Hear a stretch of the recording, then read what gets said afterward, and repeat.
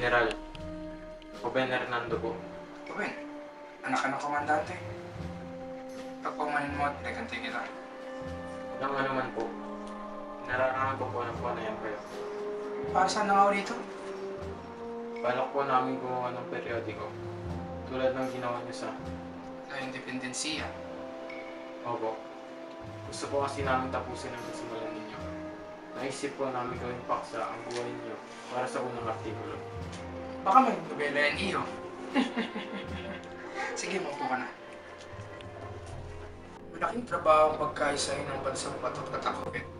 May balita nga daw pong magpapasya ang gabinete tungkol sa mga Amerikano.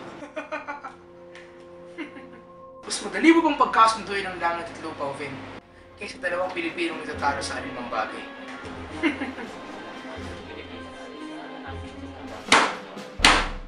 Senyor Presidente, walang pupuntahan ito. Habang nagtatalo tayo dito, lalo lamang lumalakas ang pwersa ng mga Amerikano. Lusubin na natin sila habang kakaunti pa lang sila kahit kamatay pa ng karamihan sa atin. Mapapalayas at sila sa Manila at mapapasakamay natin ang Intramuros. Hawak na natin mga karatig bayan! Meron na tayong 40,000 katao! 3,000 lamang ang mga Amerikano, madali natin sila mapapatansik sa bayan na ito. Naipadala ko na si Juan kami para makipag-usap ng kapayapaan kay General Otis. Pinaglalaroan lang nila tayo. Ang balita ay may paparating pang 7,000 sundalo na magpapalakas sa kanilang pwersa.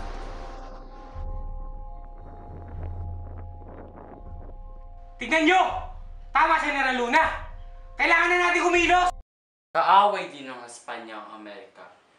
Ang kaaway ng aking mga kaaway, itinuturing kong kaibigan. Pinalaban din ng Amerika ang Espanya sa Cuba. Sinakop ba nila ang Cuba? Hindi. Tinulungan pa nila mga Cubano na sipain ng mga Espanyol. Wala tayong dapat ikatakot at pagbigyan naman natin na magkaroon tayo ng kalayaan. Pating.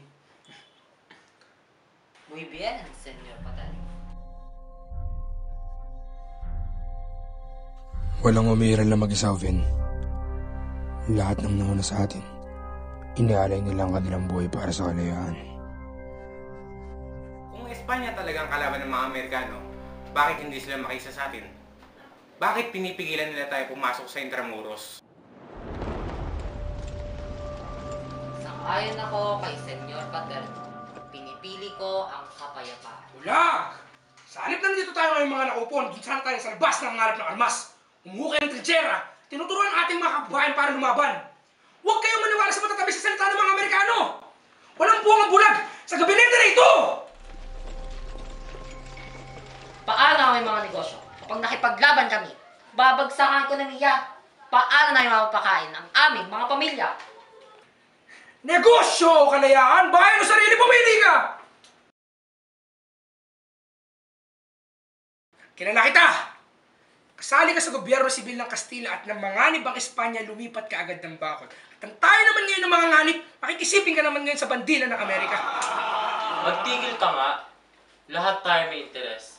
Tao lamang tayo. Paano nyo nasisikmurang pag-usapan ng negosyo kung mga alipin tayo sa sarili nating bayan? Minamahal ko din ang ating bayan. Pendehadas! Sa ngayon, kakampi natin ang Amerika. Nangako sila sa akin sa Hong Kong. Gagawin ng Amerika ang lahat. Maunahan lamang niya ang iba pang mga bansa ng pagnanasa sa Pilipinas.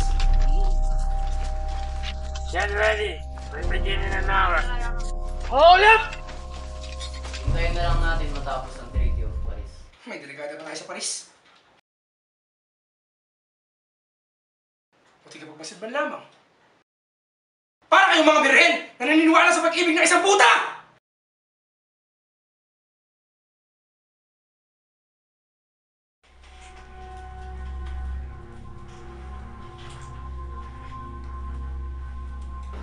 Sabihin mo sa ating mga kababayan na hindi nakakamit ang kalayaan sa pag-aaruga sa kanilang mga mahal sa buhay. Kailangan nila magbayad. Ano pong kabayaran? Dugo at pawis. Kailangan nilang tumalon sa kawalan. Lord Presidente, pagpumalin po ninyo ang pagtataas ko ng boses. Aaminin ko na may batayan ng pagdududa ng lahat. Hindi masama ang maghintay, ngunit hindi rin masama kung papalakasin ni General Luna ang ating pwersa militar. Mga Ginoo, Ipagdasal natin ang kapayapaan, ngunit paggandahan natin ang digmaan.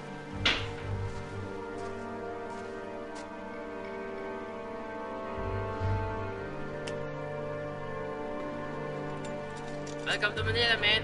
She is ours.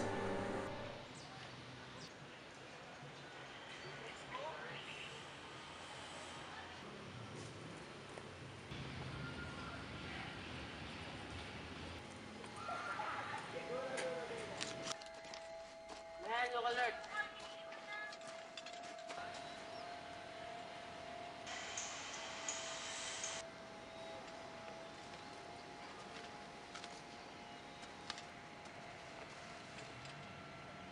Halt!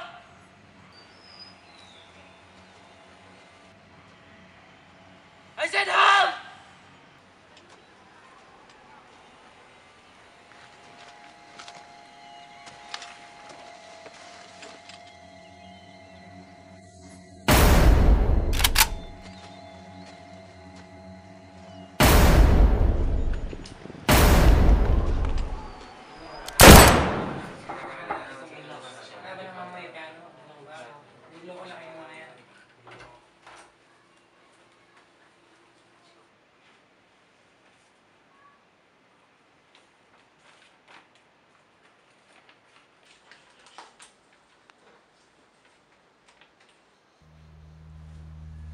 Ginoo.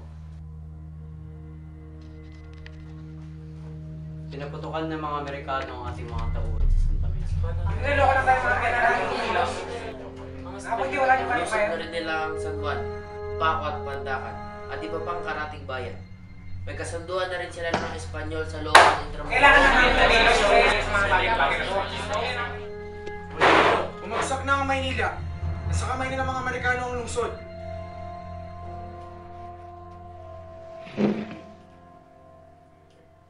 General Luna, ikaw na ang bahala. Nasa mga kamay mo na ang labanan. Paano ako lalaban? Kakagit mo sila? Matutulungan ba ako ng mga makabayan na katulad nila? Vamonos! Camino, paano nangyari ito? Ano ang gawa natin? Di natin sila kinausap noon pa man.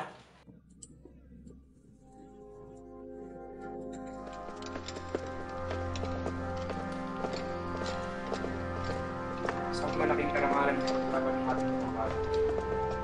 Kaya huwag kayong magdadalawang isip.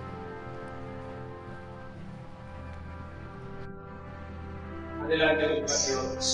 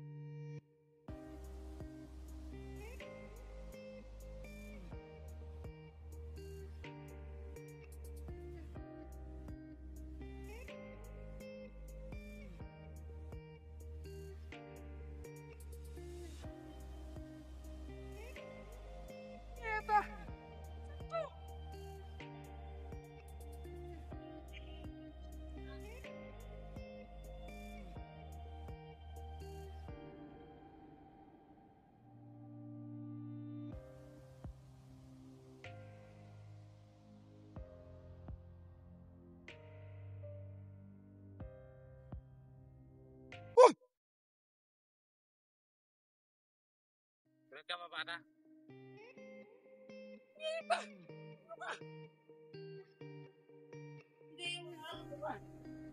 Tara ka ba ng Amerikano para patayin ako?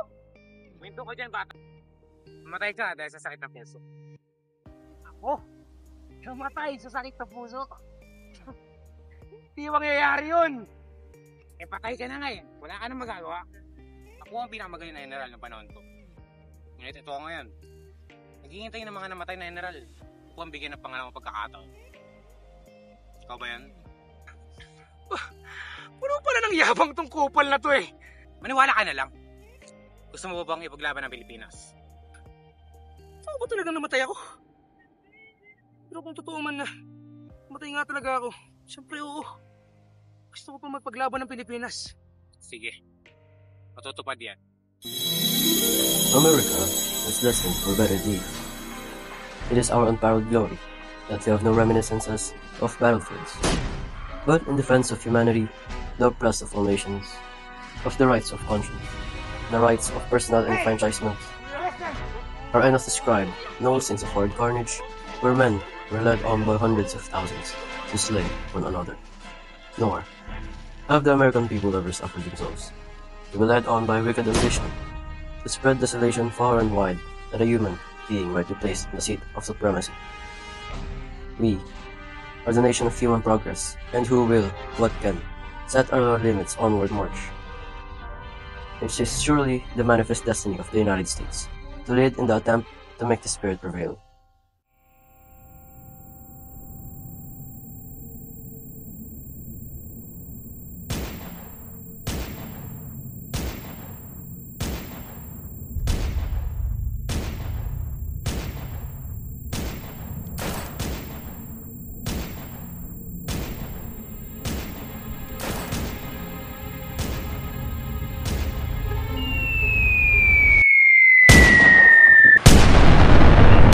O ikaw!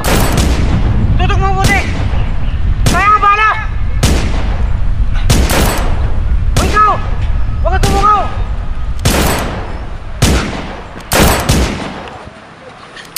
Walang iya! Lubos na ating mga tauhan! O ikaw! Halika dito! Saan mo ka pala? Saan mo?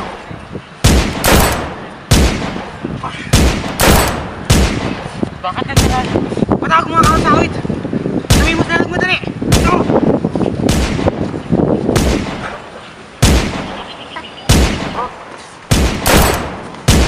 General Luna, ay ito pag di Kapitan Luna. Hindi ka siya sumunod na naman sa tayo sa mga presidente. Punyeta! Iwan ka dito! Hoy! Kaya sumama ko!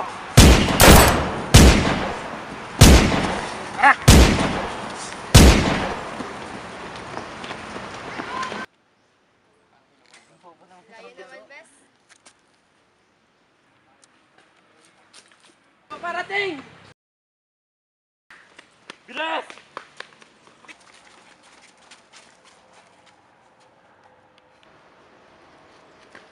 Tingnan mo mga tanga ito! Asan si Anolino? Nagsisimatahin yung mga kasamahan. Naglalaro pa kayo ng Karakrus! Asan yung kapitan? Tumayo kayo na maayos pag kinakasap kayo ng General! Nandun po si Kapitan.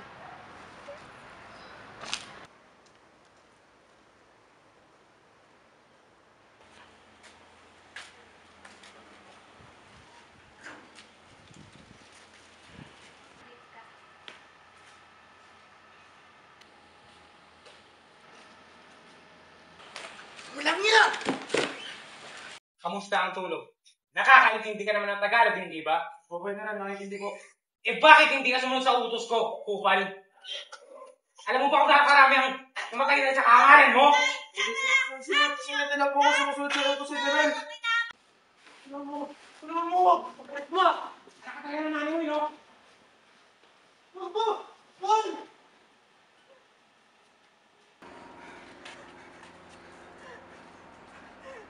Kaawa-awang sundalo ng kawit. Nasa maling ulo ang utak ng iyong pinono. At di naman ganun kalaki ang utak niya. Bumalik na nga tayo sa laban.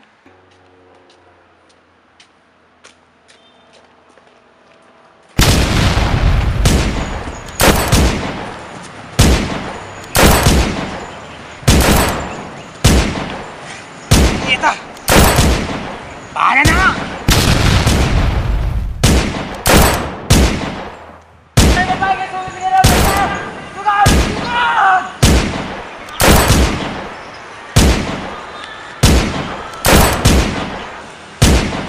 Should we fight back, General? Just naman, man. We should give them this.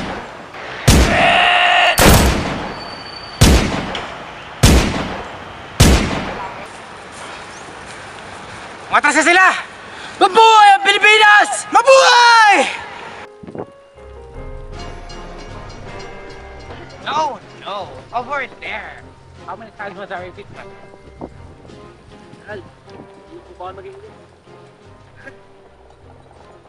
Excuses.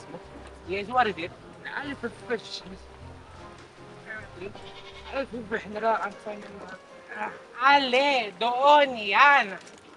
Again, that's yan. Sequestered by the Americans, yes? I'm not quite sure, sir. You're not quite sure. That's quite correct, sir.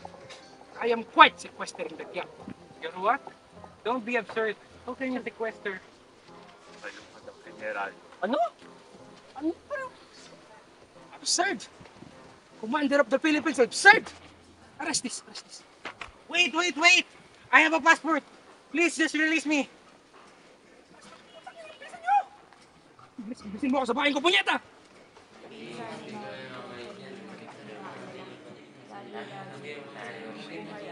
Senyor Presidente, nais makipag-usap ng mga Sherman Commission tungkol sa kondisyon. Kondisyon? Walang kondisyon. Bakit walang kondisyon? Sandali! Tahimik! Pabayaan mo natin siya magsalita.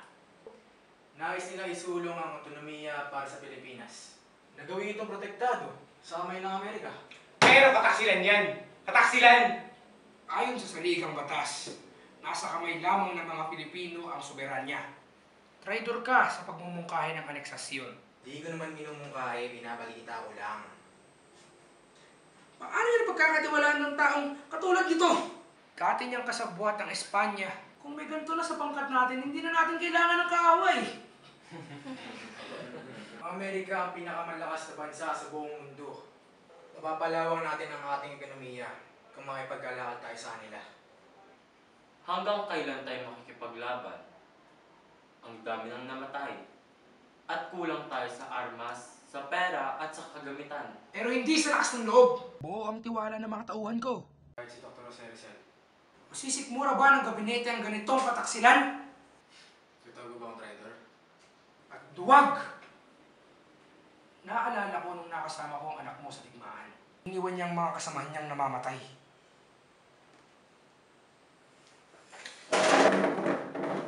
Kailanman, hindi mo nakasama ang anak ko sa labanan. Kaya wala kang karapatan na itin ng aking pamilya, Antonio. Hindi panlalait ang totoo. Talagang nasa lahi ninyo ang traidor at duwag! Alam mo, parehas lang kayo ng kapatid mong si Juan eh. Kung nasa Pilipinas lang siya, binitay na siya dahil sa pagpatay na sa kanyang asawa. Alam mo, bagay sa iyang pangalan mo. Luna. Lunatiko! Tama na! Tama na! Tama na! Tingin na! Tama na! Tingin na!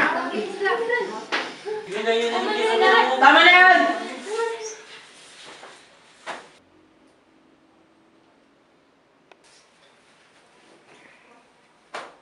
Sa ngalan ng Republika ng Pilipinas, ipinag-uutos ko na arestuhin ang traidor na ito! Ikaw din. Bakit pati ako? Sa kapangyarihan niya naman ito. Kapitan! Arestuhin mo si Boy Camino. Hindi ako traidor! Sumama na! Dami mo pang satsat. Labag ito sa Constitution.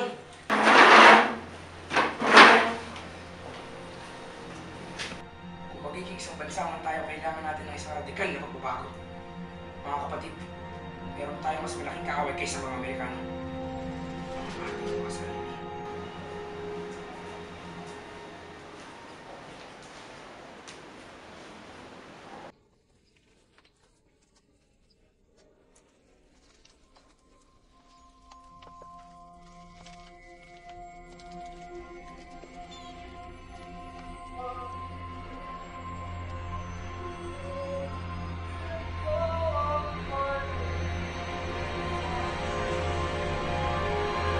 ako magdadalawang isip kung patayin ang sino mang traitor sa ating bayan. Walang nakakangat sa batas. Kahit pa ang presidente. Oo, nangyari sa inyo. Medyo makinig sila!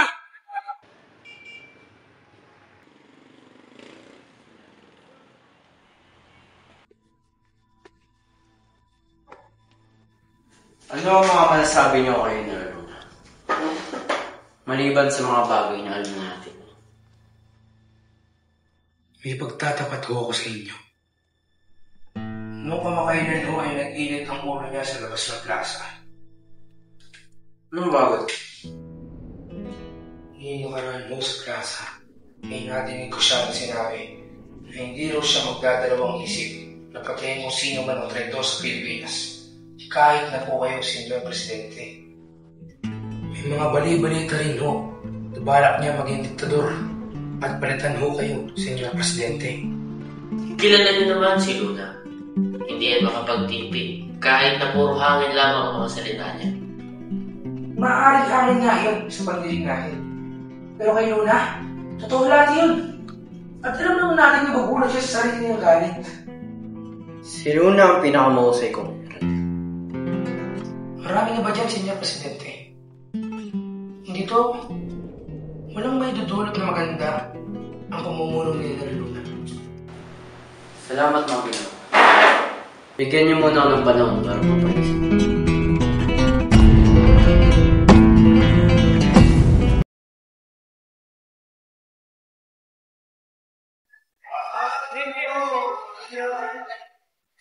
General, sumaparang mo rito.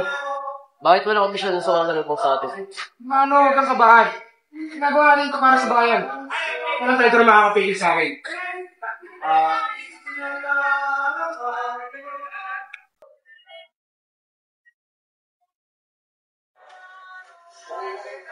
Hoy, nandito ka! Nasaan si Senyor Presidente? Wala siya dito, General. Inutos siya kami ang umarap sa inyo. Nasaan ka dito? Nagulong na lang ako. Saan na lang oras natin? Ano ba nila ka pinapunta dito kung wala naman na siya presidente? General, sabi ko sa'yo, samahan ko punta dito. Ganyan. Sayang talaga nilang oras ko eh.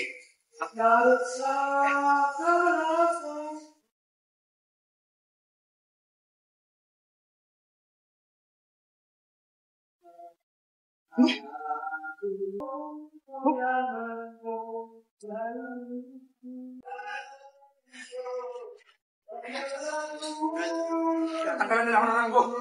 Basta tayo dito, mamaga pa! Mga sundalo! Genda! Makalakuan to! General! Ano? Diyan na. Huwag lang naman kami. Wow! Ano nagagawa niyo?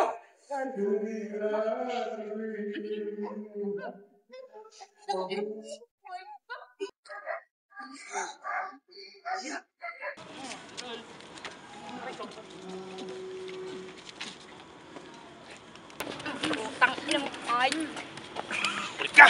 Tangin mo. Tama na yan! Umalis na kayo! Yun lahat!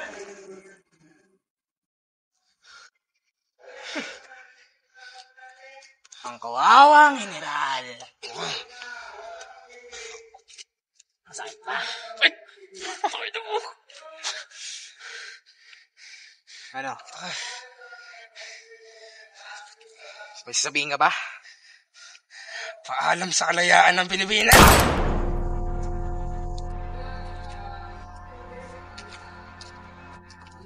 Ako, kawawa! Tara! Tayo! Patay na rin yan sa oras.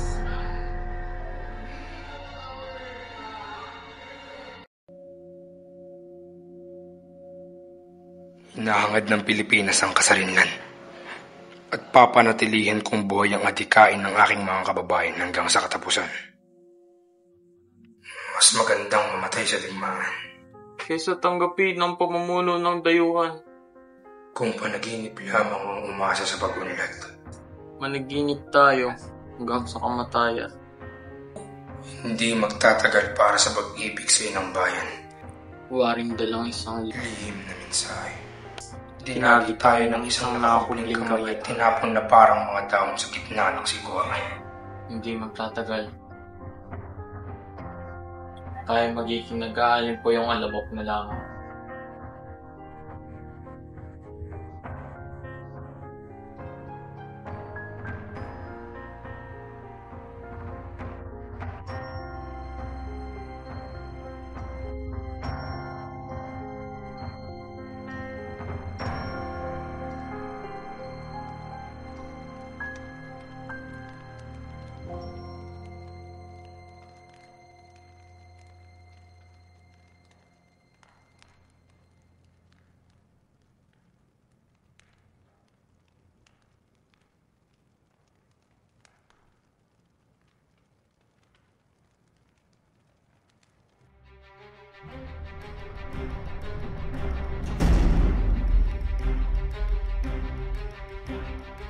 Turn up!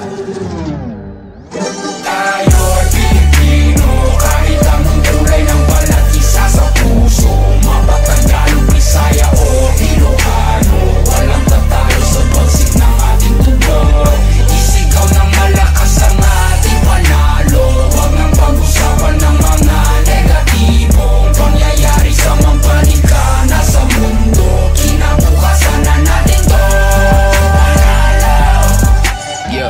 Keep one in your mouth when you're lying and stay on my business or watch you dying. I'm taking my people to heights where you crying, but regular living, and that's what I'm trying to prove. Instead of just lying and booze. First true Filipino rapper on the news. Enjoy it if you're cool. Haters can snooze while I put my city on the map. 22 double O, Longapo City, no cap. Never forgetting the street where my cousin would sit when we always just listen to rap. Kendrick, M and ASAP with some metal and mammy, we turn up with that. Been mundane till the sun came, now we want fame like a kid in a trap. Hey, I've been in Spain, but the letter S is silent. I'm claiming my reign like a king so I can water crops for surviving. Go away if you trippin'. Had a homie, he was crippin'. Ain't got no love for the people who talk over songs when they claiming they listen. These bars never done, 3 stars in the sun. Hey, blue and red draped down on the flag, no we never fear none. Most of us didn't grow up with a trust fund, know that I'm willing to kill for a loved one. I'm on the move from nothing to someone, reminding my people to shout. Tayo'y Pilipino, kahit anong kulay ng balat, isa sa puso. Mapatagalog, Bisaya o Ilocano, walang tatalo sa bagsik ng ating tubo. Isigaw ng malakas ang ating panalo, huwag nang pag-usapan ng mga negatibong pangyayari sa mampanika na sa mundo. Kinabukasan na natin to. Hey, kung inakala mong isang lingwahe lang kayang gamitin ni Easy, may laka mapapala kung ganyan ka mag-isip. Kay bathala ka sisingil utang na galing sa loob na lumutang, hinain sa turon na may pusang sinaing sa... Ano? Okay. Uray mo nga ipagkakinyayo, ti o kinayo, di tuyak lang nagururay no sinuti ang tayo. Tapno sang itam akin, di wagas mo nga payong at takil kaya itong nga patayang kakanato'y payong. Si kayo nga ang amin, lahat kayo, all of you. Ever since bata ako, I've been kinda discriminated in my own home country. Sure, some will be like, oh, puti-puti mo, tisoy. I ain't tisoy, I'm Pinoy. And I swear that nobody will ever look at me the same way. If you don't make it to the top, I'll be showing their saves. And nanalo na ako nung wala ko nung pinugutan sila po sa baktaran. Lahat na nasaktan na nalaman nila na pinatay ang kanilang bayani sa karagatan ng bansa na pag-aari ng Pilipino. Despite any turmoil, I'll be proud of my soil. Bakit? Kasi